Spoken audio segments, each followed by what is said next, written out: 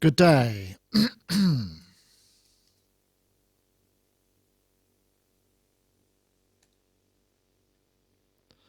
Hello, I'm here. Are you here?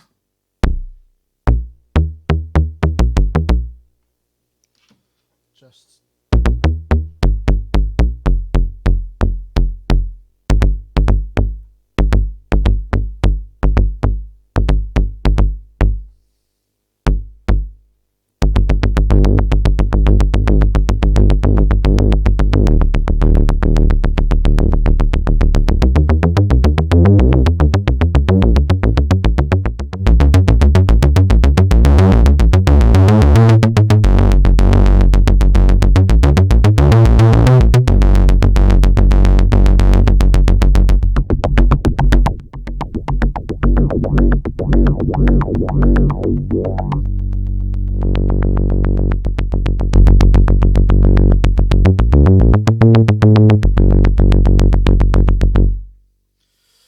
getting that. That was just a bit of Microvolt 3900, which has got this nice pluck algorithm to the VCA, which gives it that real ping. And that's changing the it's the low pass gate mode and changing the delay, the decay on it, which sadly is not a modulatable feature, which is a downside because that is really quite cool for doing that sort of thing. Excuse me. So we're all here. It's getting hot in the UK. Yesterday I got in the car after work and it was 39 degrees. Crikey. Full on that was. No, 29 degrees. What am I talking about? 39 is would be crazy. But yeah, not like it is in the other parts of the country, admittedly. So we got our YouTubers. Nice to see you. And our IRCers. Good. Today, I think we have Yoad Denevo and Charles Chicky Reeves as our guests. Excuse me. So, looking forward to a show. Yeah. Let's have a look. What have we got in the chat room? Hi from Dusseldorf. That's Frank Ramrath. Hello. Hello, Nicholas Roos, Local Technique, Sinister Goatfish. Oh, right, yes, that's... Let me just turn my ringtone down, just in case the bell goes. Don't want to hear that. Hi to all you lot in the chat room. Shaggy Freak, Wagyu, As Your Head, all our faves. Tanith. I don't know if I've seen you here before. We must do, because you've got a chat, if you've got a nickname. Chilled Panda.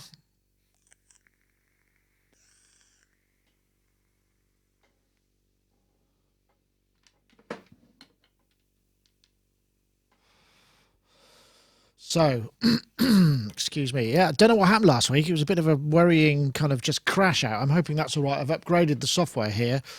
I've gone up a whole revision, which may or may not be clever or may not be, but it's got a few cool features. Like I could do color correction on this camera in real time. Let's see if what that looks like. I mean, it looks all right at the moment, but I could quite easily... could I? Maybe I can't. Can I do that? Doesn't seem to want to do it for some reason. That's bizarre. Maybe not. Maybe while I'm streaming it doesn't like to do it. That's possibly it. Right. Melton, home of Mellotron. No. Hello, everybody. Chill Panda. Are you in both chat rooms? Oh, I can't quite keep up. Ah, you've been coming for over a year, Tanith. Sorry about that. I just must have passed me by. Welcome back, then.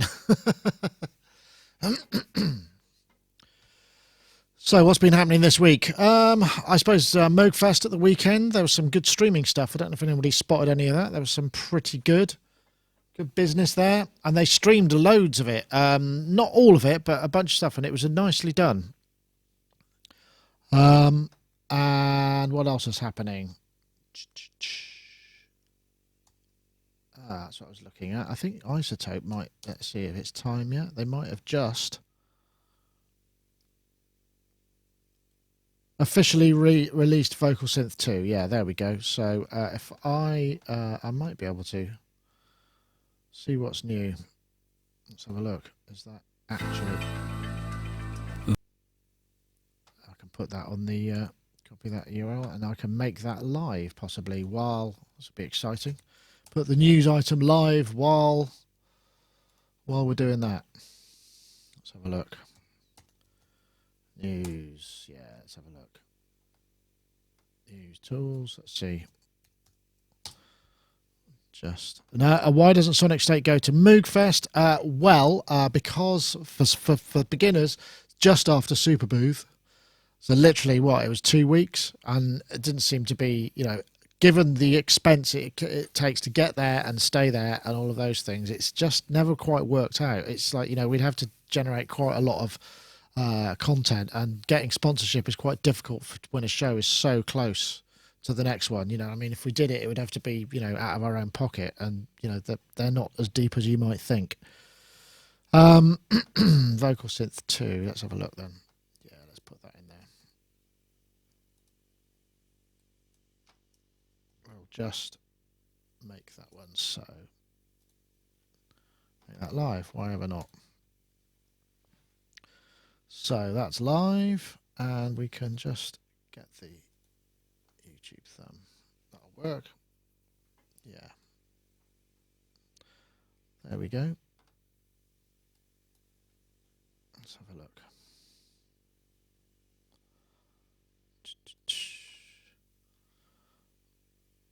Looks like maybe hire an American correspondent. Yeah, that's a possibility. We have tried that a couple of times. It's actually harder than it might think to find people who are able to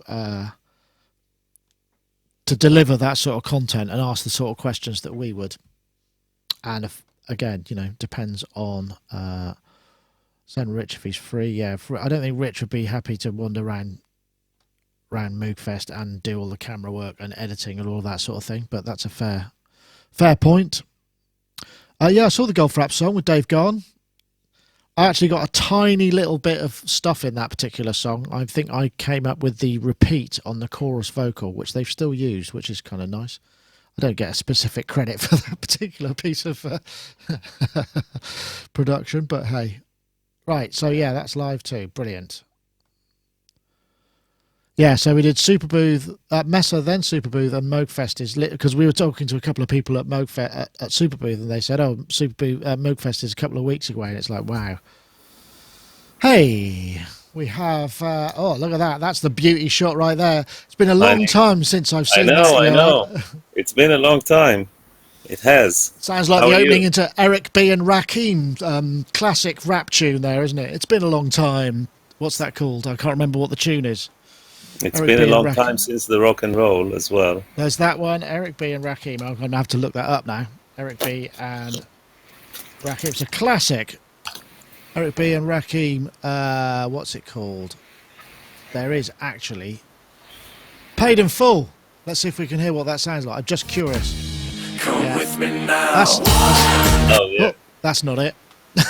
that's a Strongbow ad. Into sound. Yeah, this one. It's been a long time. Oh yeah. I think the opening line. This is with Afra Hazar. Oh, I can't remember how you pronounce it. Afra Hazar. Afra Hazar. I actually worked with her, believe it or not. Oh really? Yeah. Cool. I'm waiting for the rap to come in because I'm pretty sure the first line is "It's been a long time." It's unbelievable how all these hits were made using the exact same drum loop or drum pattern. Do you know where that came from? That's Jeffrey Osborne. Is it? No, but I mean, yeah, but I mean, Enigma and all those hits from 90. What was it, 92 or 3 or whenever? Yeah, well, I don't think this is it. Is this? I don't know if this has got a rap on it. Yeah, no, well, I'm guilty too. You've got a hell of a lot of noise on your channel, Yoad. Like really, that sounds like just. Okay,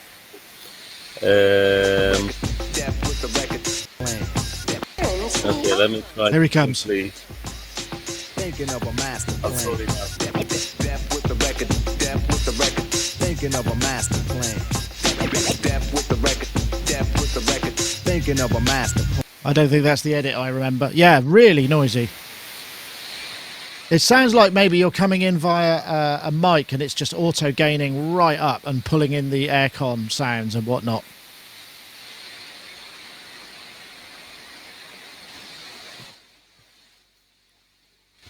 Yeah, I don't know if you heard that. It sounds like what's happening is you're on your mic and whatever aircon and fans are just pulling the sound is being pulled up. I am. So Sorry about that. Give me 5 seconds. No problem. All right, I'll pull that back.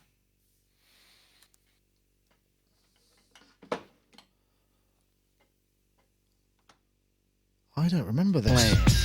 This ain't nothing but sweat inside my hands. So I dig into my pocket, all my money spent. So I get deeper, but still coming up with lint. So I start my mission, leave my residence. I'm trying to remember what that. I'm sure that lyric comes in somewhere. It's been a long time. So I think of all the devious things I did. That is a real. This is a hole up. Anyway, I digress. Well, so wait for Yoad to come back there. And yeah, just pumping up the volume. White noise, add some filter. Yeah, I could have just filtered that. I shouldn't have left you without a dope beat to step to. It's funny. Some people can remember all of the lyrics to those things. I mean, when I was a kid, there were people who would remember the lyrics to a song called Ernie, which was a sort of spoken Benny Hill song, of all things. And then it became all the words to, what was the other one? Young MC. I can't remember what that one was called. That would be one. Let's see.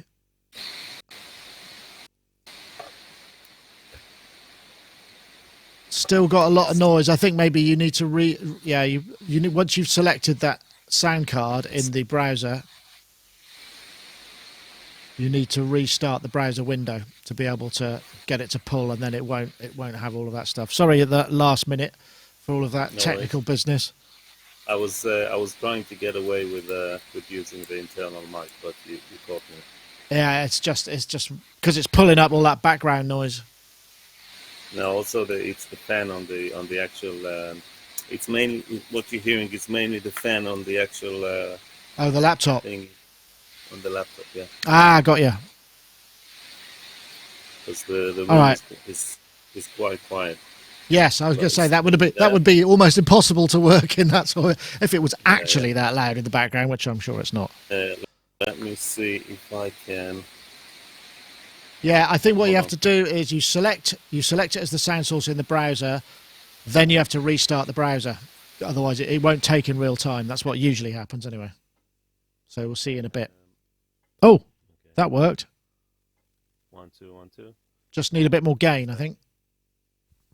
1 1 1. Hey hey hey hey. 1 2 1 2. Yeah, that's much good. better. Okay, cool. Excellent. Right. So you must have been busy then. Busy throughout the heat wave in the UK. What a treat, eh? Yeah. No, I'm sitting here in my air-conditioned control room, and it's quite nice. Yeah, I'll say. Yeah. It's still quite warm. Still quite warm. Well, that's always good to know. Working. Yeah. Well, you missed our. We did Superbooth. This feels like it's ages ago now, but I think it was only 2 or 3 weeks. 3 weeks ago, I think Superbooth was. It was pretty full on, that one. Yeah. I know. A lot of stuff. I know. Yeah, I watched it, but unfortunately I couldn't. You can probably drop that gain down a little bit. Actually, it's just cracking up a bit. 1 1 2. Okay. Hey. That's good. 1. That feels about right. Okay. Excellent. That's so much better. Thank you. That's much quieter. So we're just waiting for Charles. So you work with Afra Hazar. Now, if I remember, was she Lebanese? What nationality was she? I can't remember. She was Israeli. Israeli, right? Okay, I couldn't remember it. I knew it was, and she was the hot stuff. Was that a sample thing, or did she actually work on that? Do you remember on that track? I think she was sampled. It was actually no. It was a remix. It was a remix, and then there was like loads of samples taken of that remix, but the original one was a remix of whatever, like a traditional Right. Yemenite. She's Israeli from a Yemenite origin. Right. Okay. She was. 'Cause she passed away quite a few years back. Oh, about right. 20 Okay. years or something. Yeah. Did if I remember, did Stockachen and Waterman work with her? Am I imagining that? I had this kind of recollection that they did something, but I'm not sure. I'm not sure. I've got to That's have a look at beyond this. my. That's getting really kind of obscure pop knowledge. I have a jeez. I'm trying to remember that now. I don't think so. Close second in the Eurovision song. Oh, well, by the way, congratulations! You must be delighted that the Eurovision, you won the Eurovision this year.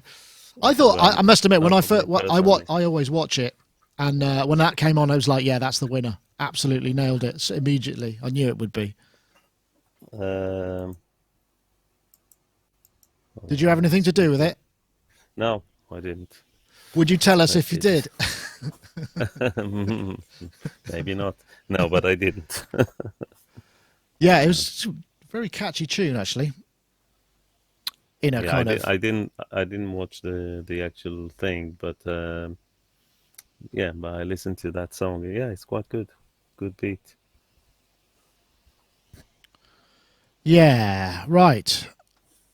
Okay, so what's the time now? Ah, it's okay. There's Charles. Charles is wrestling with his audio. Oh no, I can't tell if he's moving or not, or if he's just staring intently at the screen trying to fix something. No, he's definitely not. I know what he's doing. He's doing what you did, which is reboot to get the audio to take, I think.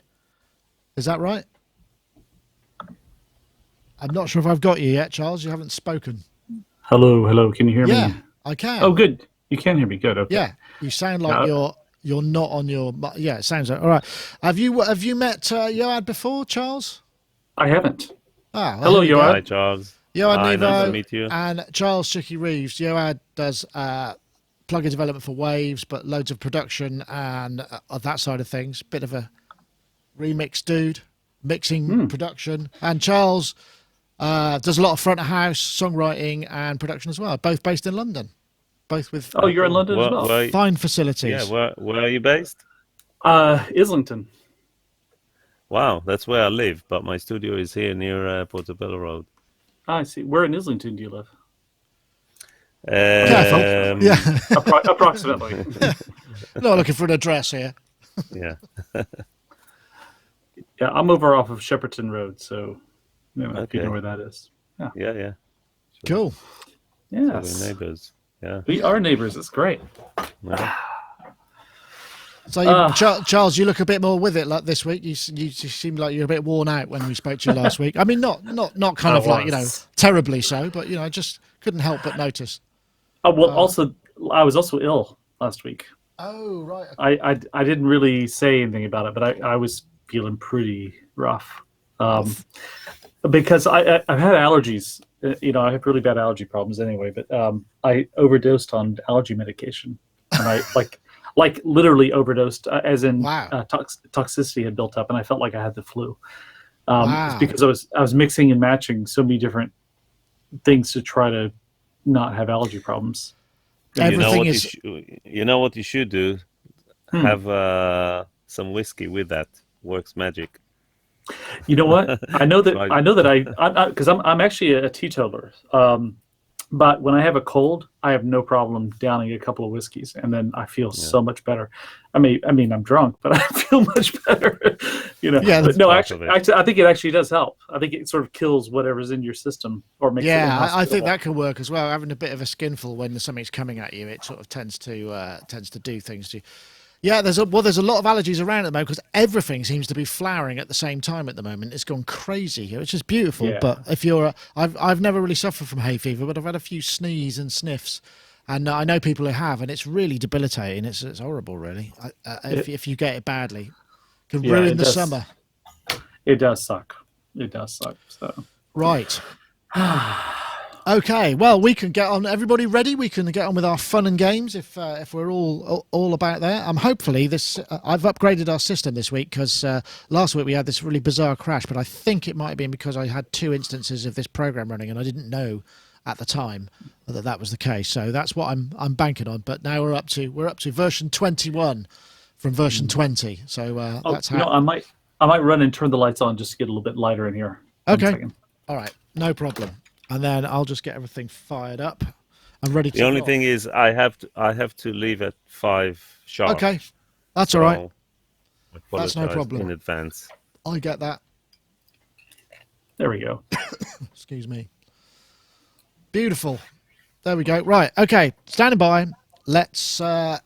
I just got to get my Facebook window up and running because I've got to hit go on that at the right time. Okay. Here we go.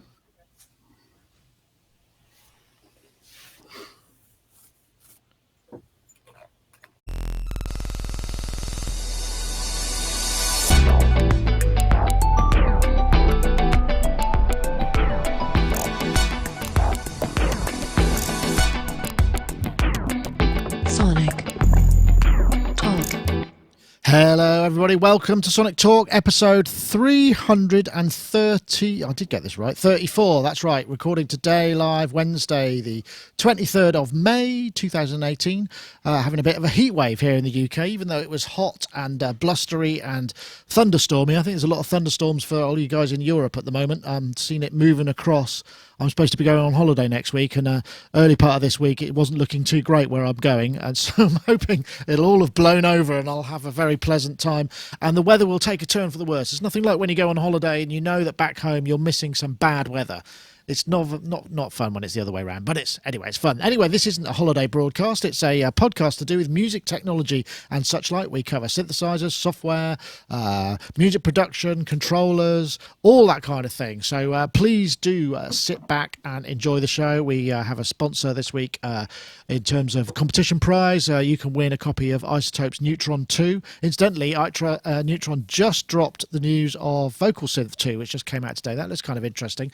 Perhaps we'll be able to snaffle that as a prize in the future weeks. We'll see how that goes. I want to say hello and welcome to our chat room, people. This is the YouTube chat room where you can find us, youtube.com/Sonicstate/live. And on the IRC, if you just go to sonicstates.com/live, you can access the IRC old school chat room. So I'm trying to keep an eye on both of them at the same time, but if you're trying to get my attention, it might be slightly diverted between running the show, talking, and all the other things that tend to happen here. But we'll try and keep an eye on things. Anyway, lovely to have you. Let's say hello, first of all, to Mr. Yoad Nevo, who is there in his lovely facility in London. He's got the beauty shot back up. Yoad, of course, producer, engineer. Do you songwrite as well, or are you more on the other side? I'm writing a lot, actually. Yeah. Okay. Not top lines as such, but mainly kind of beats and chords and stuff. Right, okay, and in collaboration and collaborating a lot with other top liners.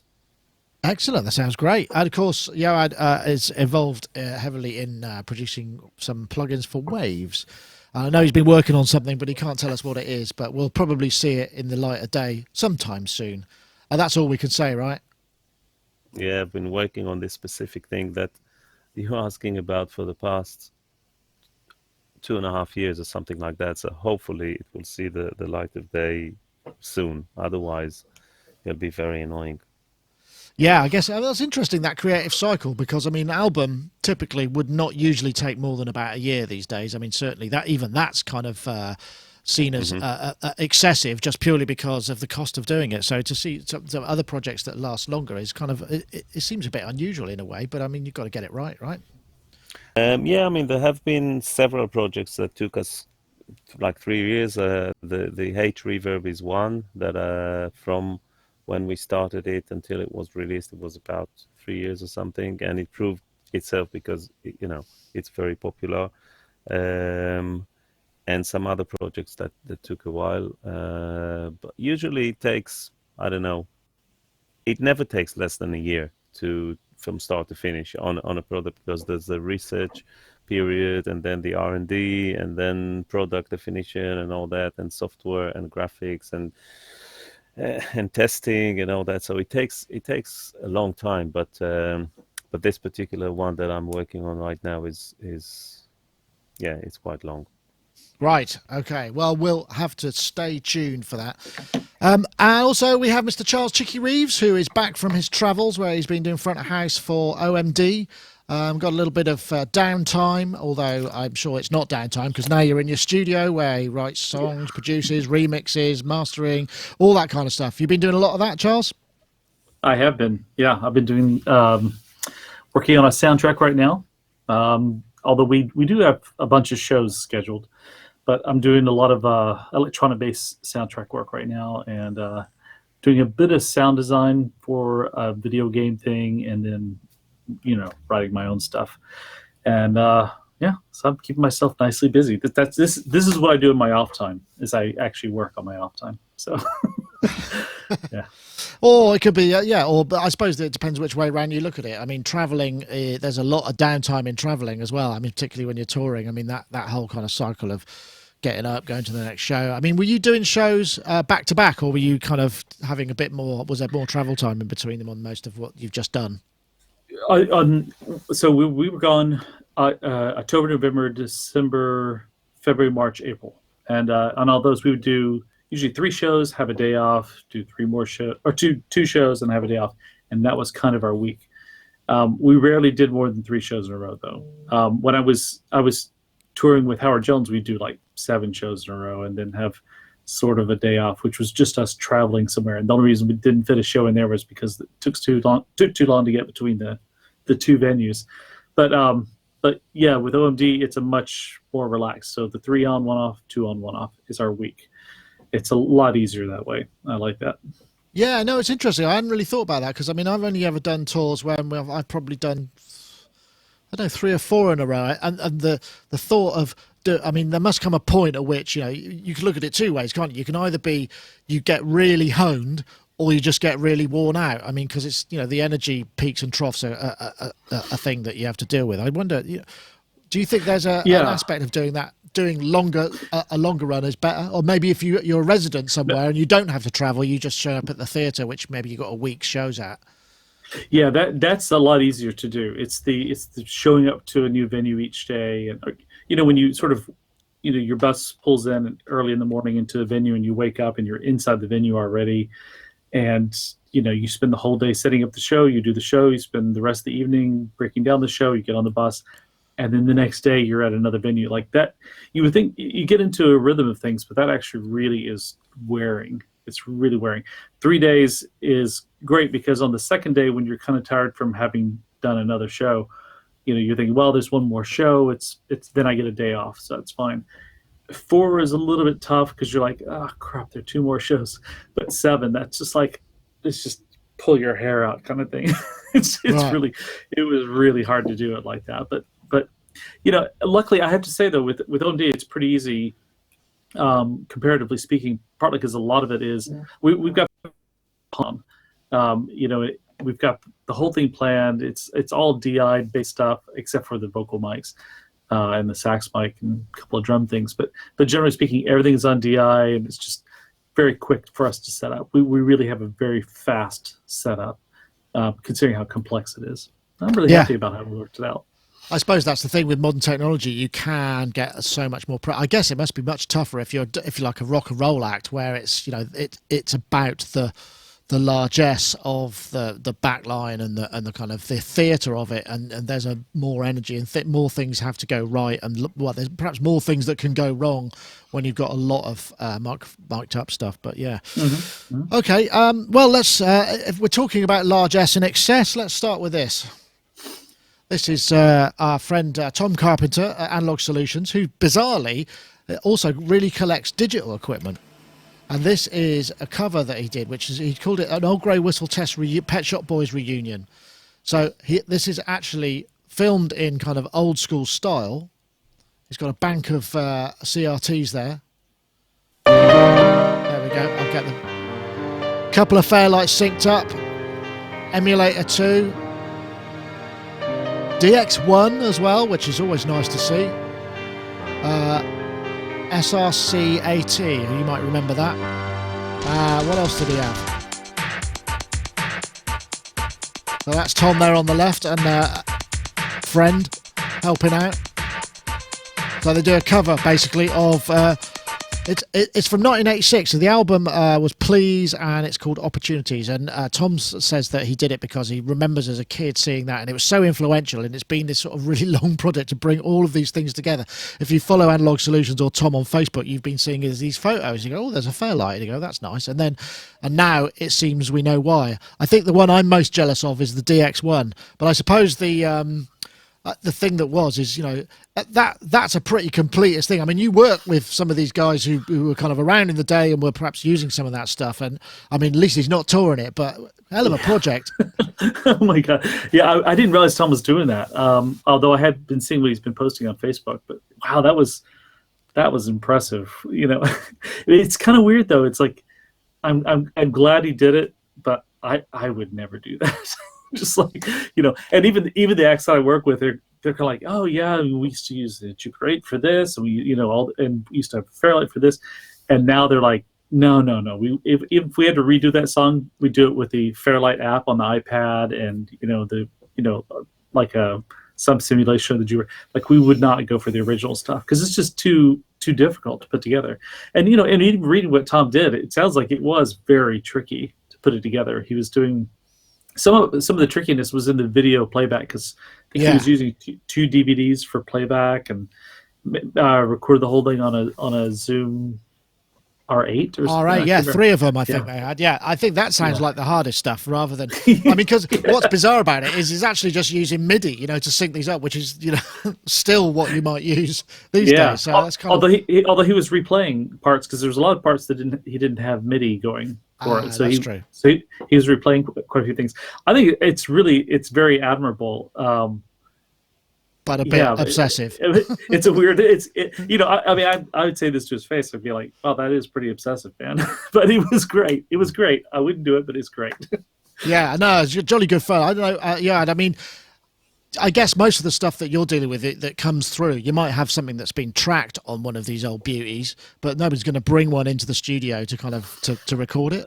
Not really. I mean, I feel lucky that I had the opportunity to actually produce and mix and make music this way. I mean, I'm not going to say how long it was because it will just tell how old I am. But I used to have the Atari and a good 8 or 10 pieces of like MIDI stuff, all connected together and recorded to 2-inch tape and all that. So it's kind of nostalgic, but I don't.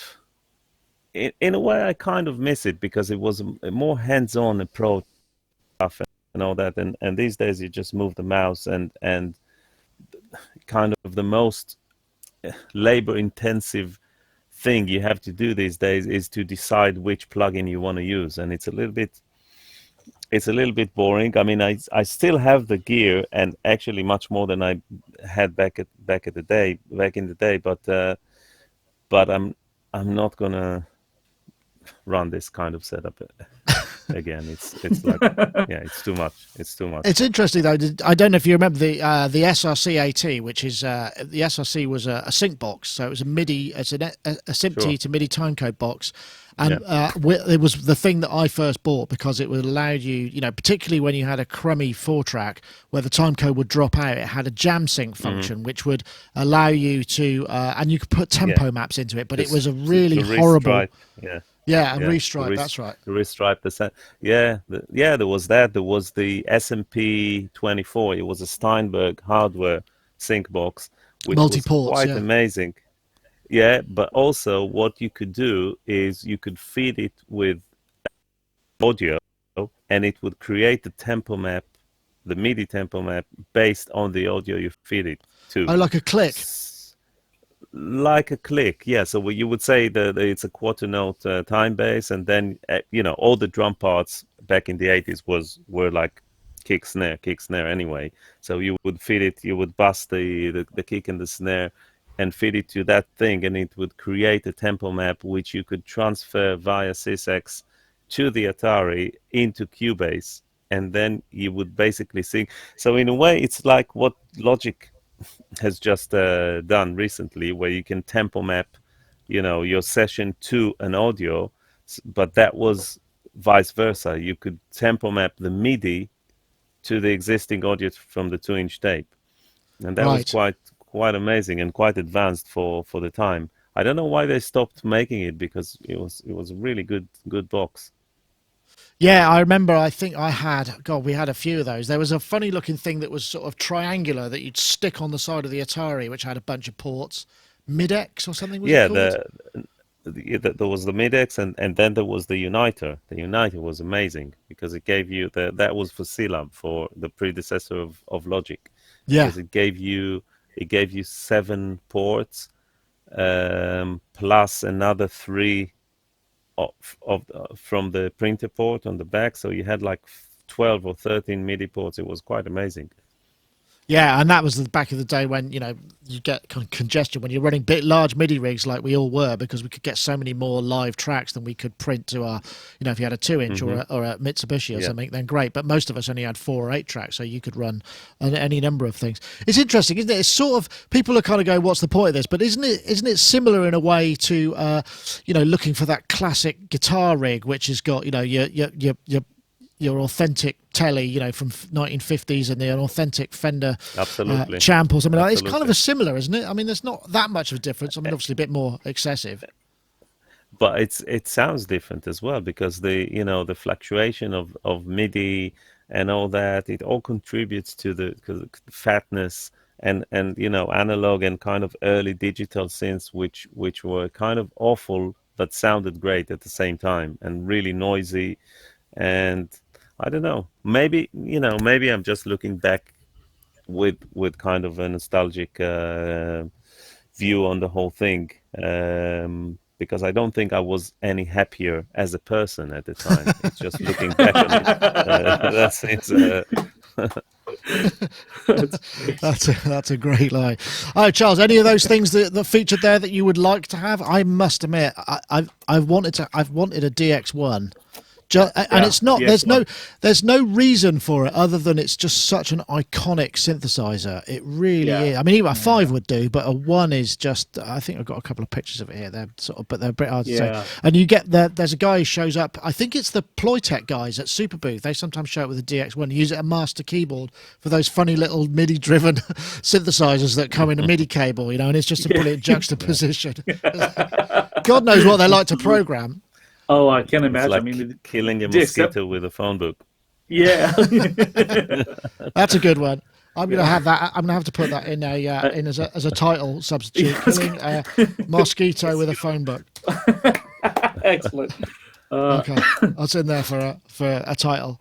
Yeah, but admirable, I suppose, is fair to say, isn't it? But but a bit weird. And I wouldn't mind having like one of the old Fairlights. Just so at least I could compare it to the app, because the app is actually pretty cool.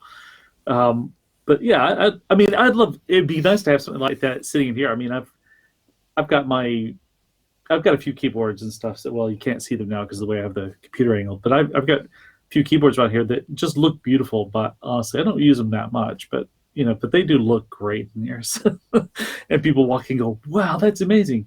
Anyway, so let's work on these keyboards over here. That's fun. No, it's funny, isn't it? I remember, because I know you're a fan of the Matrix Brew, and it's a similar thing. It's like a muscle car of a synth, but it's a modern muscle car. In the same way that the Schmidt is, and I suppose to a degree, maybe some of the OB6 and what have you. I mean, I don't know what else there is in terms of sort of muscle car synths. I don't know. Have you got any ones that you got the Rev 2, which is quite impressive, but it's not the Rev quite. 2 is cool. It's cool. I mean, as far as modern synths go, I think that kind of it is that you can argue that a big modular rig is one of those. I don't know.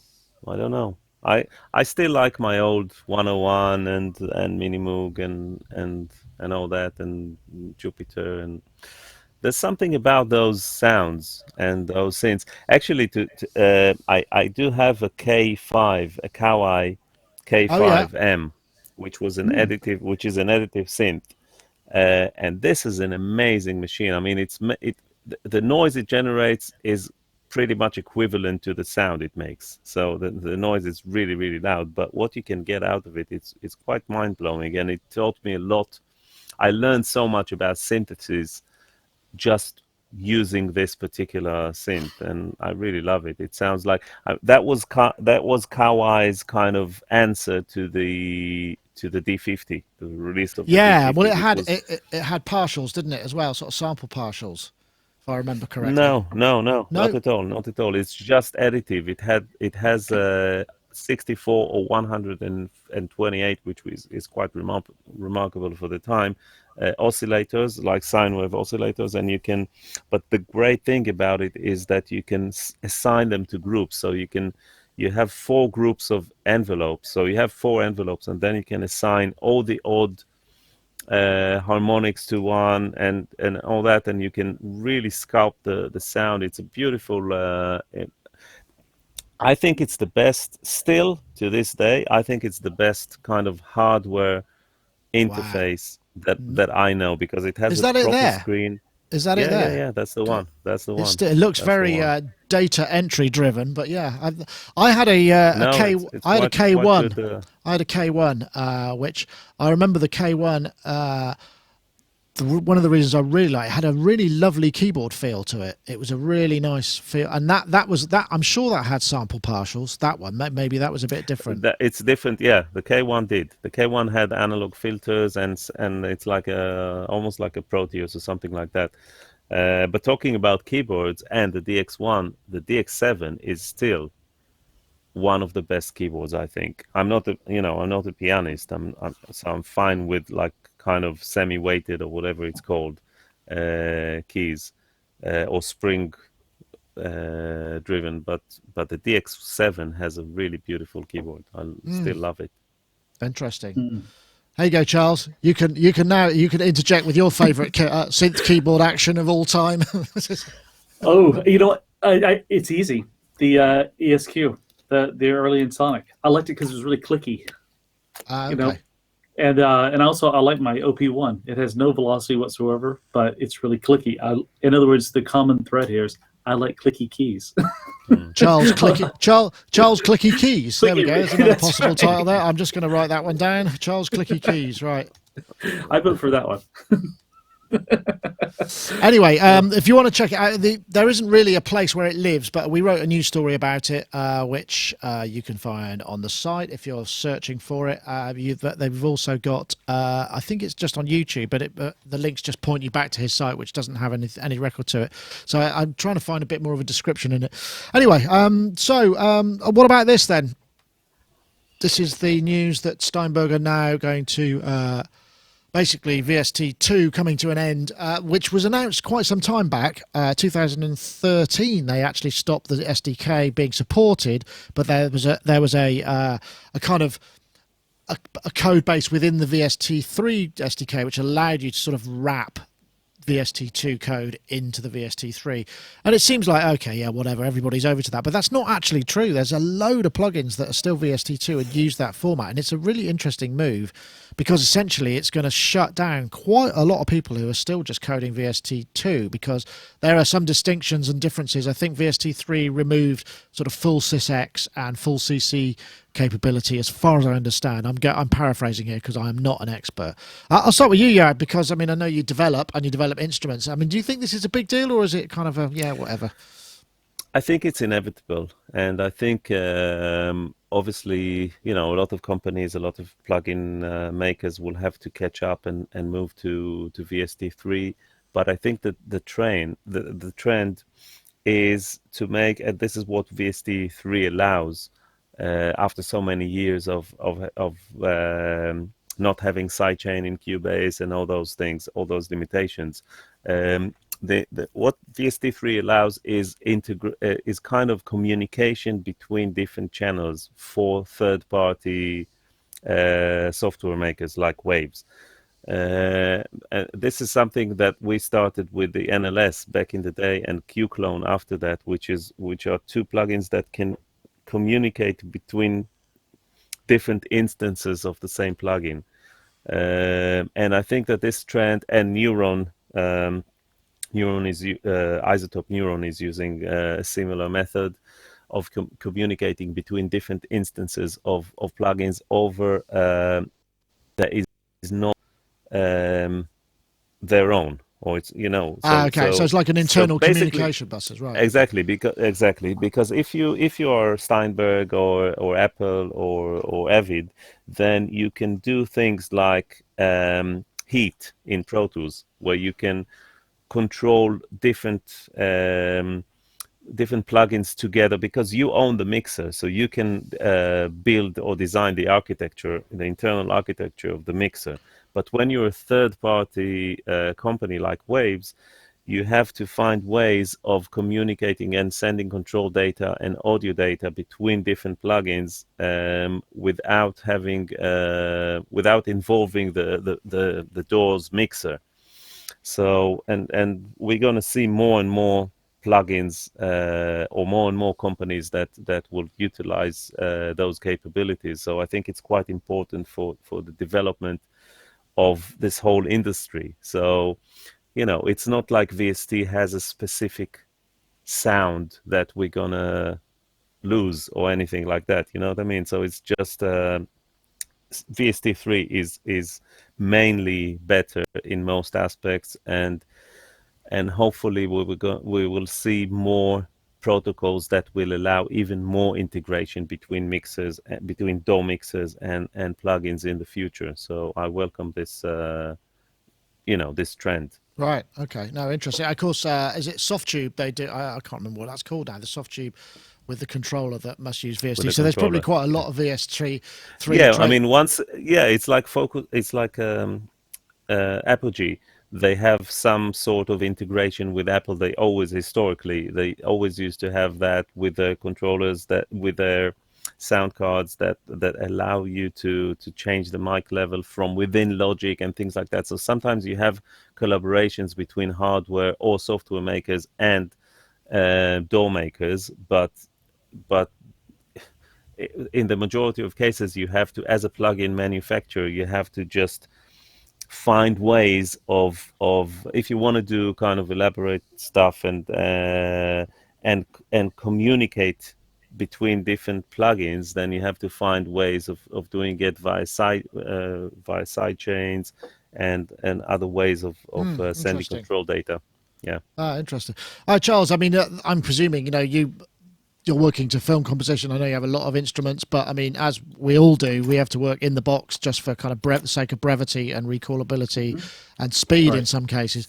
I mean, it's not to say that these plugins are going to go away, but there's going to come a point where you have to choose, right? If I upgrade my OS or my DAW, I'm not going to be able to use them anymore, right?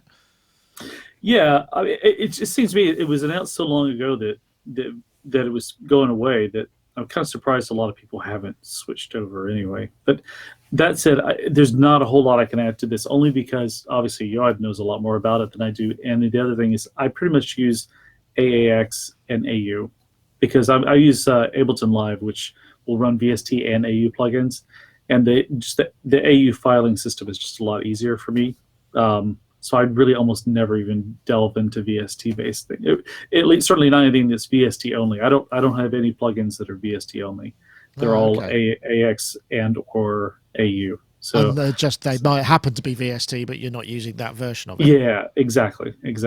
Yeah. In fact, I don't think I've even scanned my latest because I just upgraded my computer system to this new iMac Pro thing, and I don't think I've even scanned for VST plugins at all. So I don't think, because I just hasn't even scanned, ladies and gentlemen. Oh no, that's terrible. Yeah, it's just not part of my world. AU and AAX plugins are pretty much all I use. Right. Okay. Fair enough. There was some interesting comments. Actually, some music in the comments here on this article that we published. It does mention a couple of things, and one of them is obviously you can still use something like Juice which will perhaps give you a VST compilation sort of backdoor route to be able to still publish that code. He also mentions that a lot of these outcomes just sort of seems like there's no great, Steinberg aren't necessarily gaining anything by shutting it down, apart from the fact, I suppose, that they don't have to support it. But if they just kept it open and don't support it, I suppose it might limit where they can go with their VST3 development if they're constantly going back and go, it has to have this in it, we're pulling this in. We've talked about this before, haven't we, this sort of notion of DAWs get to a certain age and they're just bringing all this legacy code with incompatibility, and it starts to get really unwieldy, which is I think why we saw maybe 3, 4, 5 years ago there was a whole new tranche of DAWs, Studio One and whatnot, that start, and Bitwig, which just start with, here we go, we'll start here, and it just means that they can then move forward without having to bring all that stuff with them. And I suppose that's probably why they've done it more than anything else. And then inevitably what happens is once these companies make some sort of change, everyone gripes about it. So, yeah, well, it's a painful process, isn't it? It's difficult. I was around to remember the whole OS X changeover from OS Rosetta, 9. And Rosetta and all of that. Yeah, well, that was painful too. I suppose that's the thing. I mean, it's a bit like GDPR at the moment. We've got to go through all our databases and just strip out any information we might have and ask people if it's okay. It's a terrifying thought when you've got a mailing list of a certain size and you mail them all out going, do you want to stick around? And the percentage of people that do is as low as it is, because they're just a lot, I think, and I'm doing the same thing. I'm getting constantly barraged with emails saying, opt in. I'm going, yeah, maybe I won't. This is actually quite a good culling process, but obviously we like to keep people aboard. But anyway, we've still got some friends, but hey, what can I say? This is probably a good time to perhaps bring our little segment in for Isotope. Isotope, of course, Neutron 2, the mixing suite and a set of plugins which help you with sort of post-production, mastering, also channel processing, loads of great features, multi-band dynamic EQ, vintage and classic modes for many of these things. There's gates, compressors, multi-band compressors, soft saturation. I mean, they really have thought of many things. Versatile multi-band compressor, which is incredibly useful. Still something that I struggle with the concept of. As I say, vintage and modern modes. There's also spectral shaping, and I think it's a powerful new gate, which is often overlooked as a thing. Hysteresis, hold, and smooth gating. Really useful just for cleaning up and getting the most out of any audio. Multiband transient shaper. This is also really useful for creating transients across the audio spectrum. Really useful stuff.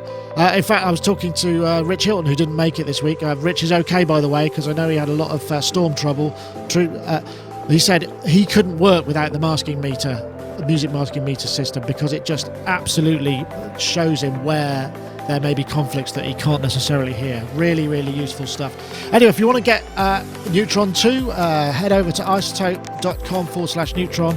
And as with all the things, 10-day standard demo, which is unlimited as far as I can tell. So yeah, please do try that. And also, we got a competition. Last week we asked for a couple of hashtags for somebody to win Neutron 2. And we have a winner called Rob X Loxley, at Rob X Loxley on Twitter.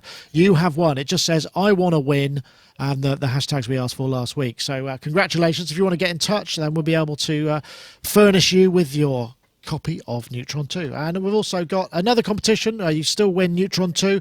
Might be the last one. We may be moving over to Vocal Synth 2, because that was just announced, which looks really interesting as well. We're looking for the hashtag Mix Balance and the hashtag Neutron 2, and you tweet those to @Sonicstate and @Isotope Inc. It is a Twitter-based competition. We're looking for the hashtag Mix Balance and the hashtag Neutron 2 to @Sonicstate and @Isotope Inc. And we thank them for providing the prize for this week. Very much appreciated.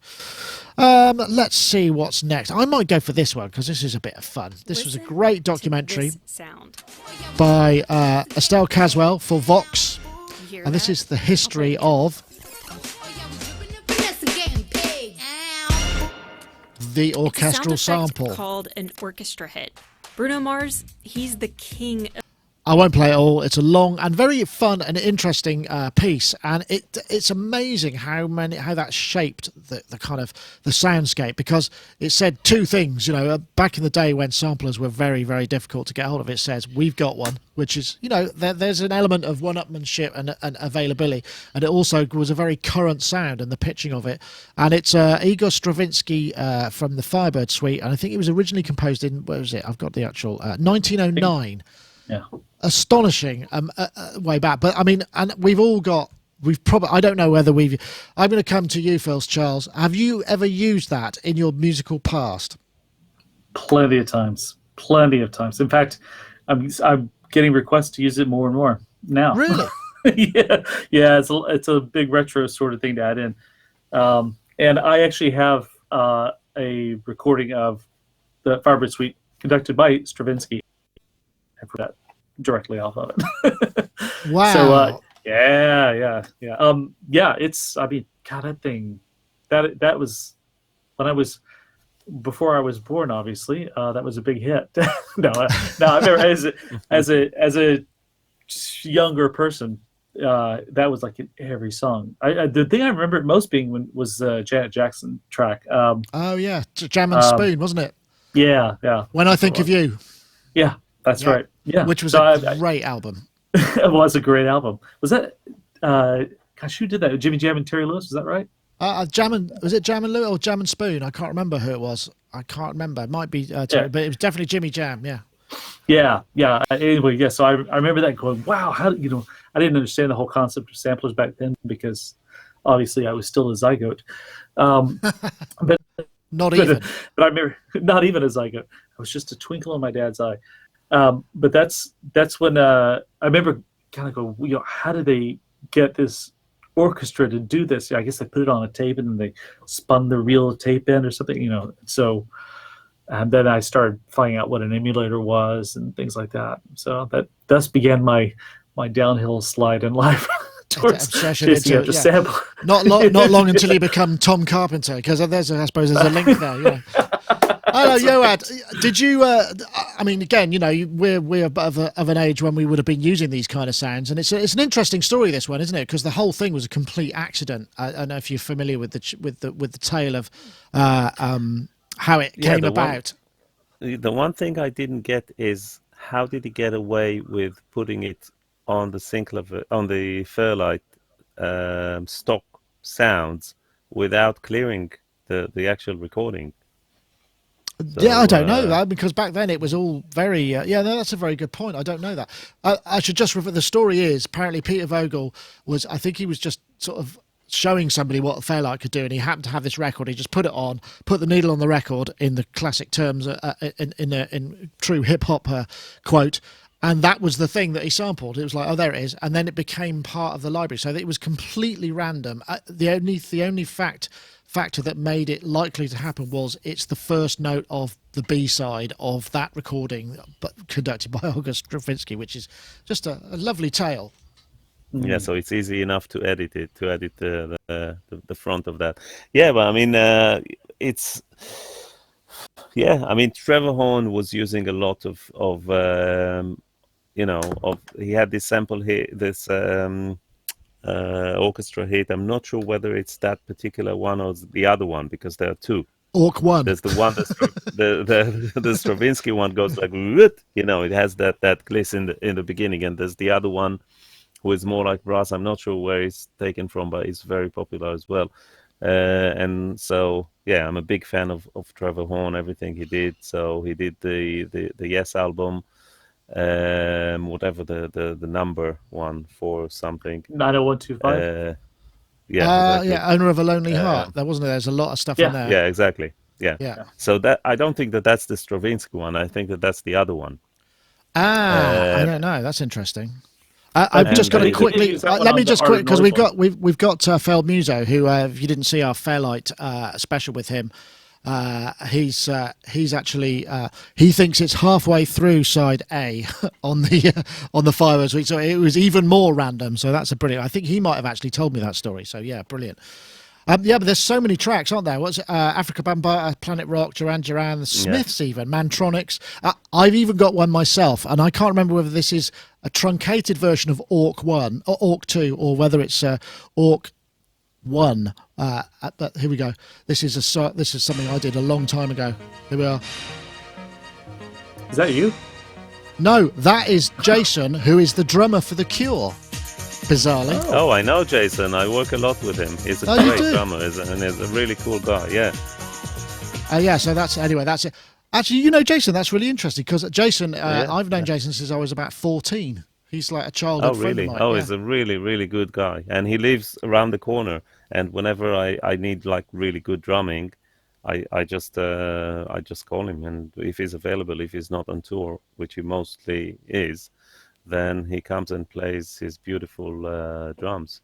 Ah, well, there you go. I did not know that. That's funny. I know that Jason actually has just through IK, it's the London Sound or the London, and another drummer have just released a library of sort of grooves and drum kits through IK Multimedia.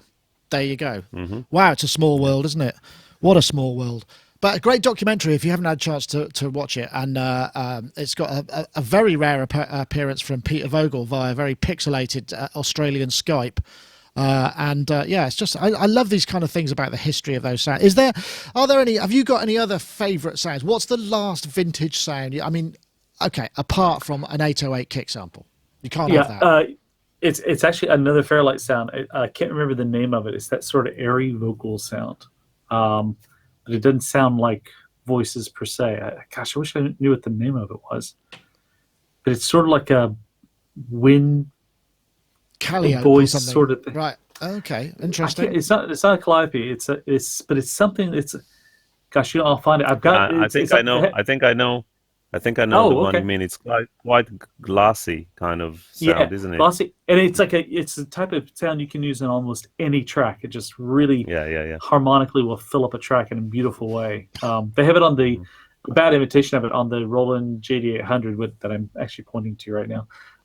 But the original Fairlight one is really good. Exactly. I was about to say that on the D50 they had a similar sound, or the front of a similar sample. Which found its way into the JD800 as well.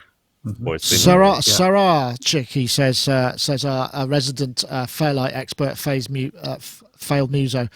Apparently it's called SAR-R, which is SARAR. Yeah, that rings a bell. That sounds like yeah. I love the chat room is a wonderful thing. Yeah. Yeah, they're on fire today. They are. Yeah. Well, we just so happen to have Failed Muso, who, if you didn't see it, we did a special with him because he was working on a restoring Fairlights with Peter Vogel. So he'd get them over here and get them. And we went through a load of, he just sort of had a move through the disk drive on one of them. And it was just all of his stuff. And you just go, oh my goodness. In fact, I'm sure there must be a market for, remember all those sounds that either wherever they came from, because there was, high-end samplers, all the great stuff ended up being conduit back through to the lower end ones like the S900s and the S760 or whatever, all of these kind of lower end ones.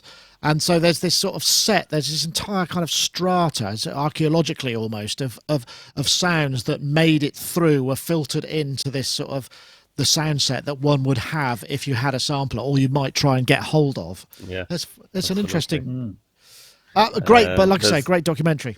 Sorry, go ahead. There's something about those S900 and S1000 and even the Casio. I still have the Casio FZ10M, which is a great sampler and has a resynthesis capabilities. Oh, that's right. And additive synthesis, a bit like kind of a poor band's synclavier, a really great machine.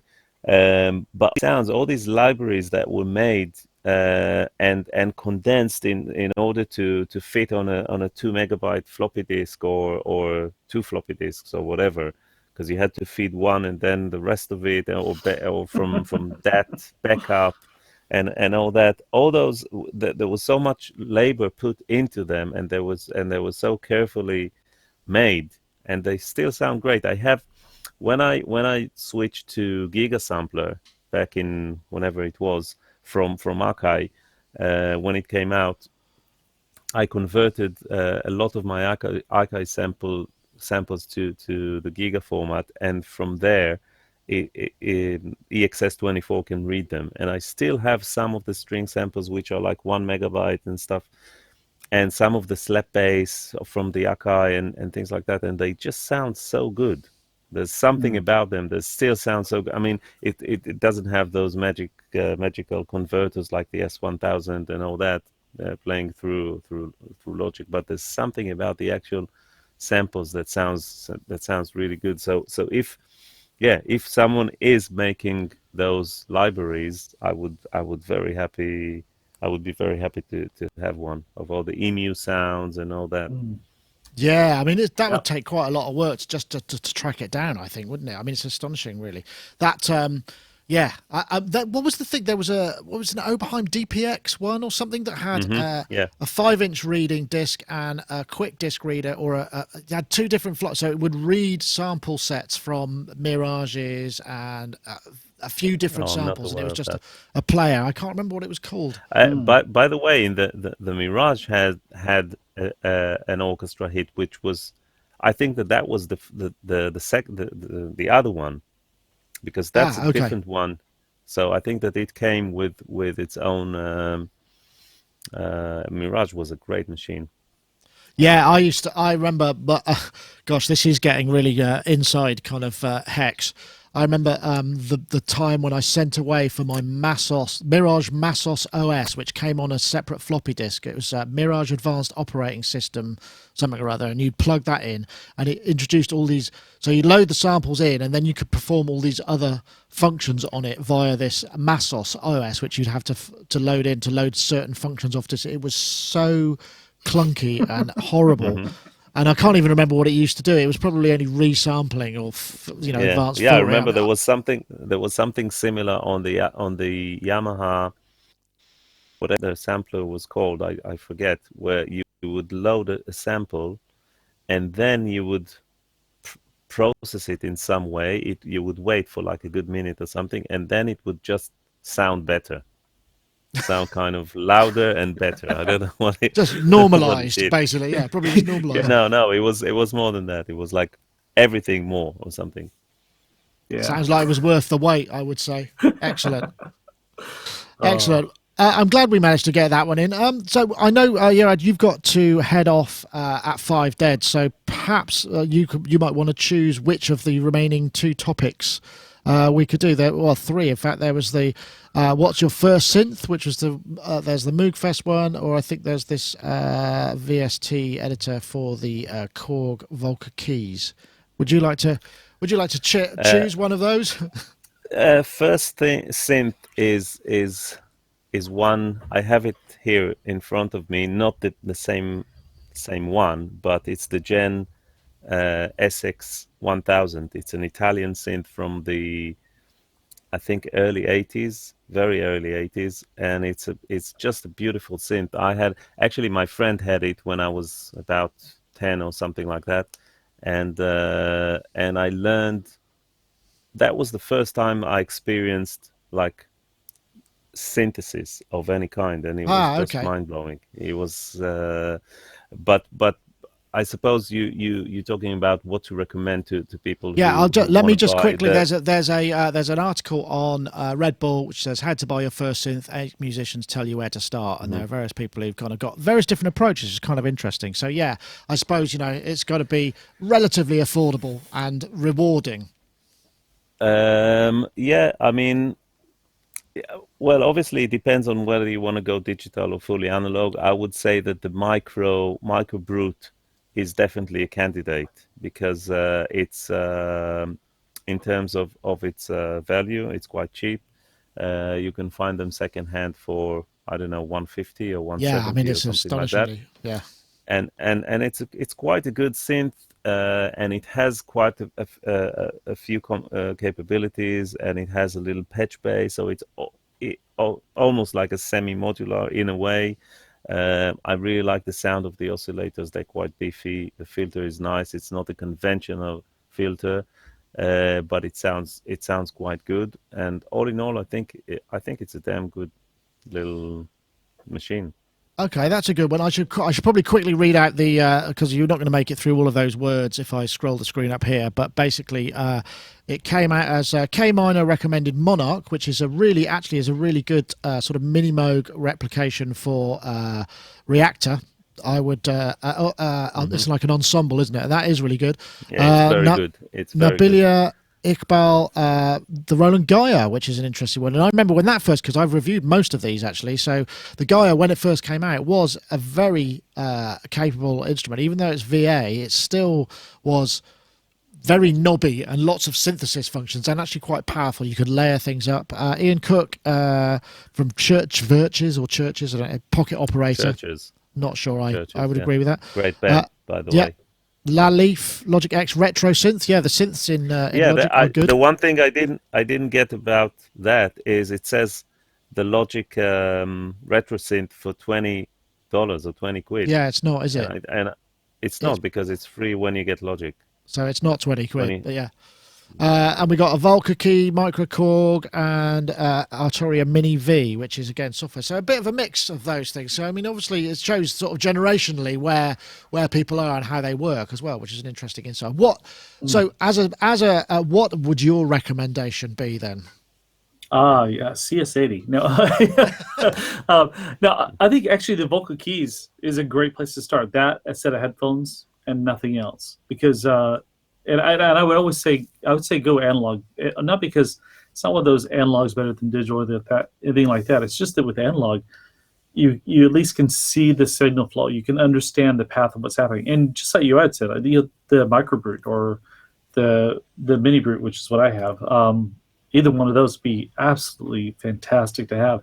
I mean, they're great synths. They're cheap as chips. I mean, maybe not that cheap, but they're pretty cheap. And easy to figure out right off the bat. Yeah, I would agree with that. Now, my first synth was actually a CS20M. So if you can get one of those, it's great because, those are pretty easy to figure out. Yeah, it's the same kind of thing, like straightforward, like SH101, which is, I think, my favorite synth of all times. Yeah, well, and now you can get that obviously in boutique form, but it's still going to be about $349. And I think mine is probably the mini log. I think because it sounds, it can sound really good as a mono, but it's also got, even just 4-note poly and all of that parameter modulation that you can do via the sequencer. I think it's a real unsung little classic. I mean, Korg obviously got quite a few in there. The Microkorg, lots of people. I mean, that's one of the biggest selling synths of all time, the Microkorg, bizarrely. Certainly for Korg, anyway. But yeah, I think the Minilog is a cracking little synth, and you can get so much out of it. And because it's got a delay, you've also got the ability to create some space around things, and you can modulate the delay. So I think I might, but it's still, I think it's still. I don't know how much it costs these days. What does the 400 Minilog or 450 something like that? I've got one too. I love it. I love that thing. Yeah, I mean, I use it all over. Yes, so it's still a bit pricey, so it's a bit further up. But I think outside of that, I mean, for 150 quid, Microbrute, pretty hard to beat, I would say, in terms of bang for the buck. Apart from the fact it's mono. If you want poly, then that's, unless you're going software. But then you kind of got to factor in the fact that you need a computer and you need other stuff. Whereas, first synth starting out, I think I'd go for that. Yeah, I think something you plug headphones into and play, that's the way to go. Yeah. Just don't even get a computer involved in it. Yeah, I would agree with that. I think that's a good. I'll tell you what I've got here as well. I've got the Microvolt, which is the Pittsburgh modular, which I have to say, it's got this plucked that's low pass gate, and you can drive it. Hold on, if I do that. Yeah. And the wave folding, I'm going to do a review on that sometime soon. Hopefully, I don't know if I'm going to get it in before I go on holiday, but it's a nice. But they're quite pricey, aren't they? Yeah, they're about 500 quid, 500-600 quid. Those desktop ones. It does look pretty cute. It's only a single oscillator though, which is. I did a Friday Fun Jam thing last Friday with the Pittsburgh Modular SV1, and I had used it for a while because mine was a really early version. It was even pre-production, so the tracking on the oscillators were a bit out, so I could only ever get like a certain amount, and it seemed to go off over time because when I reviewed it, I wasn't getting that sort of issue. But when I went to Superbooth, I took it with me, and they replaced it with the sort of latest revision, and it sounds absolutely brilliant. That thing is just, the oscillators and the filter and the envelope in that are just absolutely beautiful, I have to say. Again, it's a pricier affair, and it's, but yeah, lovely sounding thing. Okay, then. Well, we're sort of getting close. I know that you've got to head off, Yoad, so I don't want to drag you any longer. I just wondered, is there anything we can't really cover anymore? I think we've... Did you see any of the Moogfest stuff? That was the Moogfest was last week, and I think I've got... they did a playlist. They did some live streaming. If I just play a bit of this quickly, this was Author and Punisher, sort of interesting industrial thing with a really fascinating control interface that he built, which is like a big mechanical handle and a load of knobs and stuff. Quite an interesting sound. But I mean, part of that was Moogfest, isn't it great? But the other thing was the streaming side of it. Just seems to make so much sense, particularly if you've got a trade show which has a musical context to it. Because I mean, NAMM is about music, but there's not much music there that's not kind of fairly traditional. So you don't have much live venue stuff. Do you think it's the future, Yoad?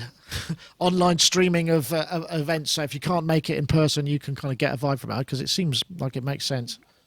Possibly, not only events, but also studio work. I try to evolve the streaming capabilities for many years now, working remotely, which is something I do a lot, and trying to get the sound quality better and better.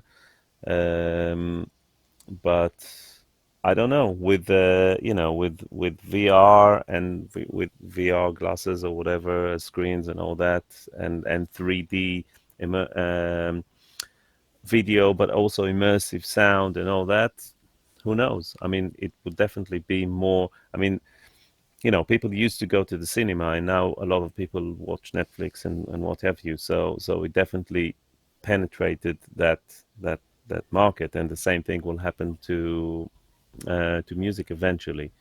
Or maybe people will go to a cinema theater and watch a stream from a different part of the world. Or yeah, I've done like that. I watched Billy Elliot with my daughter. That was really good, actually. It does, and you can get big theatrical performances, but obviously you have to empty the theatre, because you can't really have cranes and cameramen moving all around in front of the audience, or you have to sell the tickets cheap because they can't see it, because there's some bloke with a massive, great steady cam running around. Yeah, but that does work. Interesting idea, though. What do you think? Yeah, I mean, it's Charles? definitely the future. Yeah, because you're doing a lot of front of house. I mean, are any of the venues that you go to, is there often a live stream coming out of it, or is that down to the artist wanting to make it happen, or is it venue driven? Or... It's down to the artist. I mean, we've had it with them feeds from me, and they'll have like a 4 or 5 camera shoot, but nothing particularly over top. And usually that's for some sort of archiving purposes. Something they'll show later or make some kind of special out of. But I think the live streaming thing is kind of a way of the future. And then I think what will happen, certainly from a live perspective, is that they'll up their game for people who are there. In that, for example, there's a lot of talk about doing shows that are in full surround, kind of like what they were trying to do a long time ago, but like these fully immersive shows where they'll perform an album in quadraphonic or whatever the setup is. I don't want to give away too much of what's possibly going to happen in my near future, but right. But yeah, there's a lot of talk about doing stuff like that, because that fully immersive experience is something you just can't replicate at least very easily via streaming.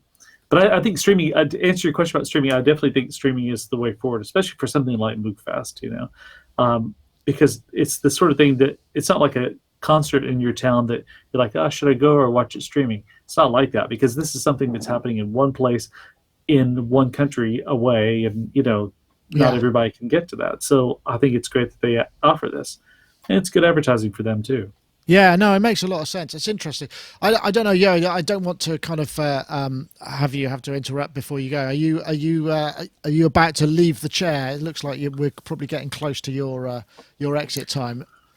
Yeah, maybe I'll just say goodbye now and just take off. Thank you ever so much for having us, Johan. It's been a pleasure as ever, and a rare one recently because I know you've been busy. So no, but I know I'll try to be more available. Well, when I know it's just an hour and I can do 4 to 5, I can take a break and then I can get back to mixing. Then it's fine. Is that what you're doing now? Have you got? Yeah, and I have quite a tight deadline, and setting up it becomes quicker and quicker, so I can get it. So it's fine. It's more manageable now. So I'll try to be more available. Oh well, that's very kind. Thank you very much. Anyway, thanks for having me. I wanted to continue the chat with you a bit, Charles, about this because I've got some. It's interesting, isn't it? Do you think that that we're going to end up in a situation where you create the spectacle for the people who show up, so you get the surround, you get the other thing, and then you also have the live stream for people who can't get there, which might not be in surround but might be a kind of ticketed or paid stream thing, so you'd have that. I mean, that would make sense. Do you but the issue is obviously artists may feel that they've been really burned with the live streaming thing, because Spotify, all of these services, which are great for us end users, don't really kind of kick back much to the artists, and it's a very difficult thing to monetize. So do you think that maybe this is something they'll want to hang on to and kind of go, yeah, okay, we'll see partnerships developing, so it's like, yeah, you can come and do this, we'll sell the rights for this, somebody can monetize that, but the artist will actually get something from it rather than have to give it as a yet another added extra? Yeah, I think so. I mean,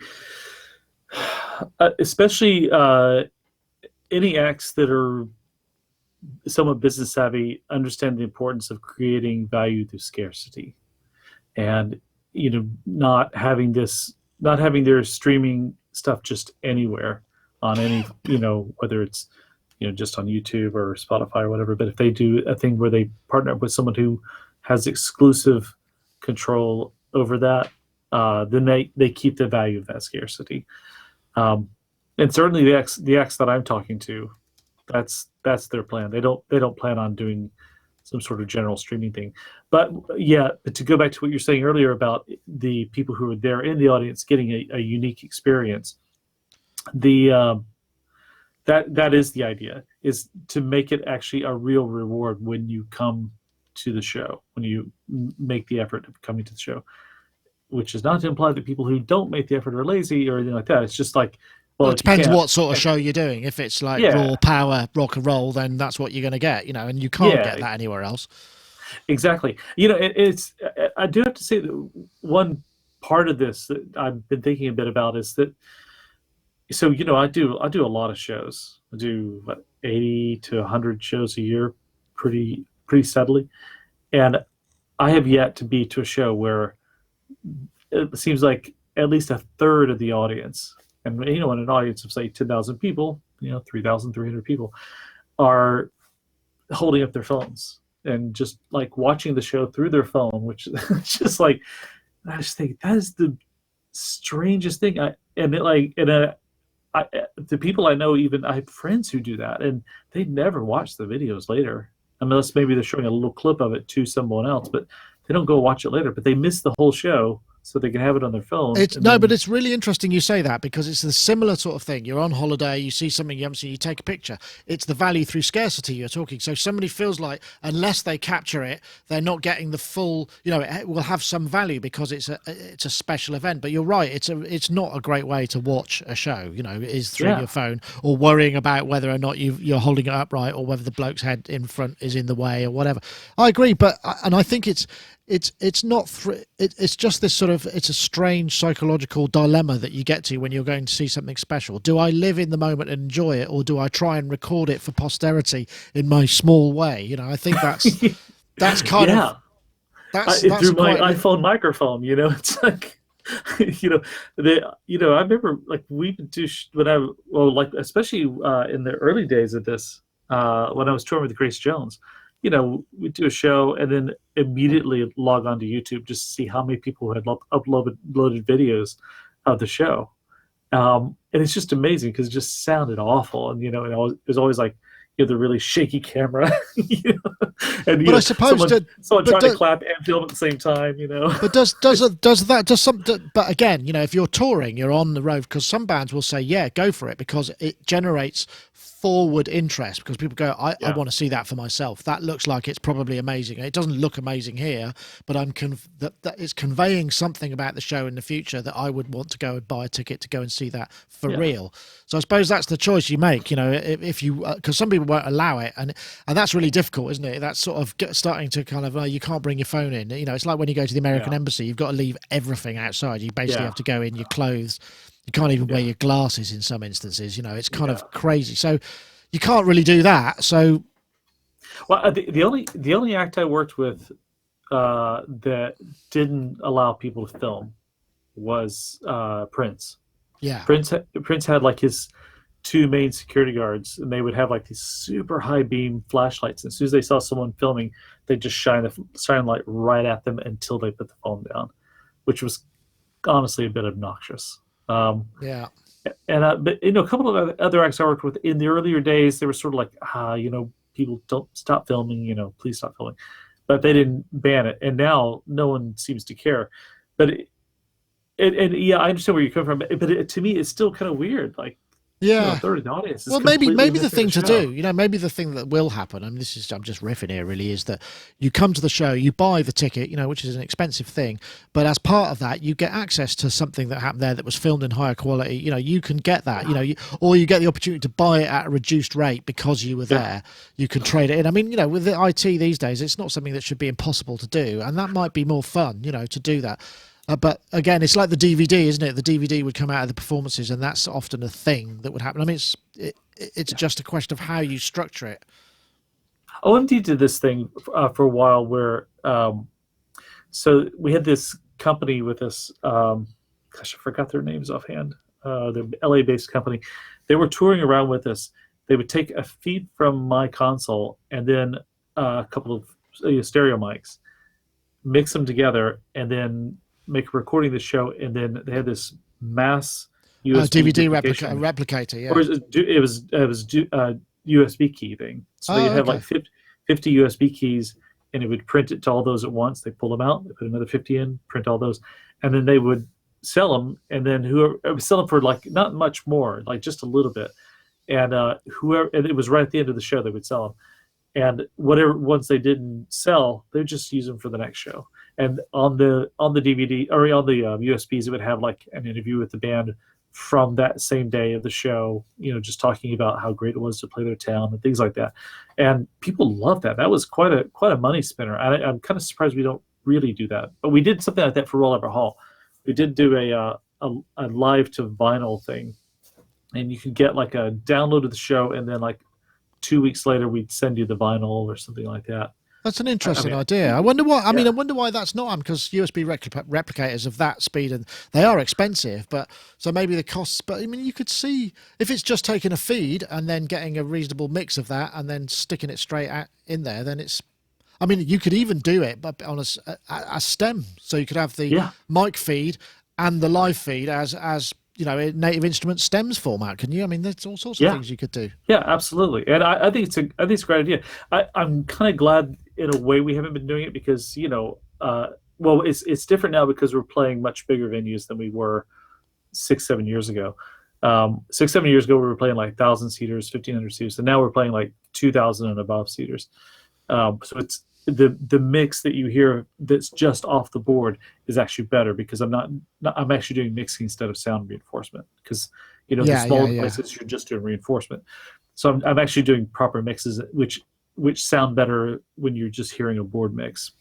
They're not mixed for the PA so much; they're actually mixed just for proper mixing.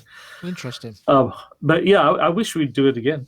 I suppose the thing is it makes that kind of the route to piracy so easy, because I've got a file, all I have to do is, you know, upload it somewhere or whatever. But I don't know how relevant that is, because with niche, I mean, you know, OMD, you know, they're not like they're not like Beyonce, where there is this sort of it's more of a niche thing, and people are less likely to bootleg it maybe on it's such a great degree. Less likely, but and also, you know, OMD's not just using, because they're the most recent example, they're not particularly precious about recordings of shows. They're just really not. You know, they know it's a board mix, they know it's, you know, got its rough spots, whatever. It's like not like someone's going to go out and just be selling that like crazy, and it's not going to dent their album sales at all. It's going to have, because what they do on the album is very different than what they do live. Because what they do on the album is, it's very nice and stuff like that. But when I mix them live, it's a rock show. I mean, it's very loud. It's very powerful. It's very like they say that it's quite aggressive, and that's what they like about it. So it's a completely different thing. It doesn't affect them very much at all if that gets pirated or whatever. Interesting, but I think like the Moog Festival is the first time that they partnered up with Viewhouse and KMWRC, who do some really good in-house stuff. I've posted a couple of videos over the past 6 months of just really great performances. It's usually like Fender Rhodes Electronica.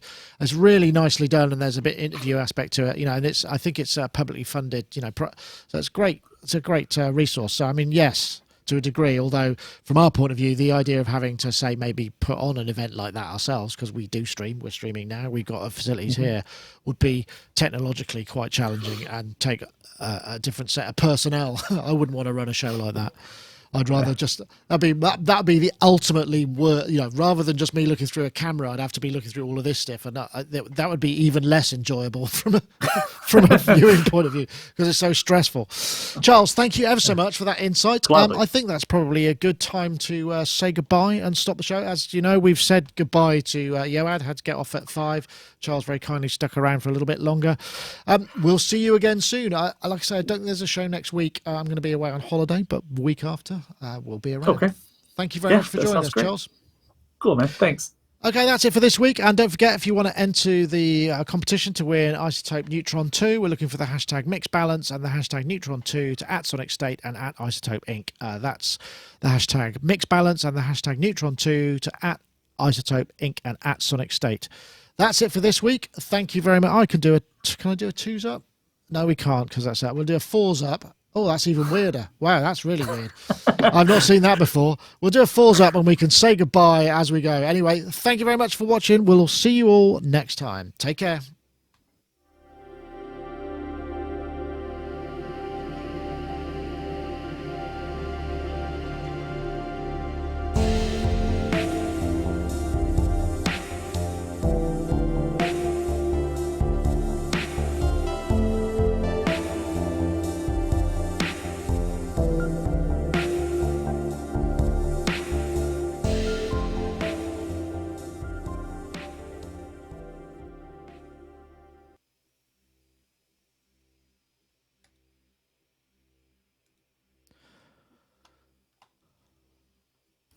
Thanks, Charles. Awesome. Gladly, sir. Gladly. Thanks for having me on. Yeah, no, always a welcome. I was going to ask you this because I remember I asked you this before, and you said that somebody came up after a show and said, "Who was that?" What was the track that you played of mine that generated that response? Because I'm wondering whether not to try. Robot. Robot. Okay. Interesting. Yeah. Excellent. Yeah, it fits in really nicely. Also in the image, like we had this band opening up for us in the States. Fantastic band, by the way, called Gold, GGOOLLDD. And right after this set, just to sort of bring the energy back, I'd play a couple of kind of spacier remixes I've done, and then I would mix yours in, and it was just the perfect mood before they came on stage, and people would come out and ask. So. Excellent. Right. Yeah. Well, I'm working on the because I played I've got a couple of multi tracks up when I was doing the review of the big Samsung monitor, and I thought, I must actually get some of this stuff out there, because my anticipation was to try and do enough to make an album, but I don't think that's going to happen. So I might just kind of do 2 or 3 tracks and see if that's. These days, you don't really need to do an album anyway. You can just do like an EP. Yeah, I mean, EP is kind of an antiquated term. Just a collection of 3 songs. Yeah, I might do that. Absolutely. In the age of Spotify,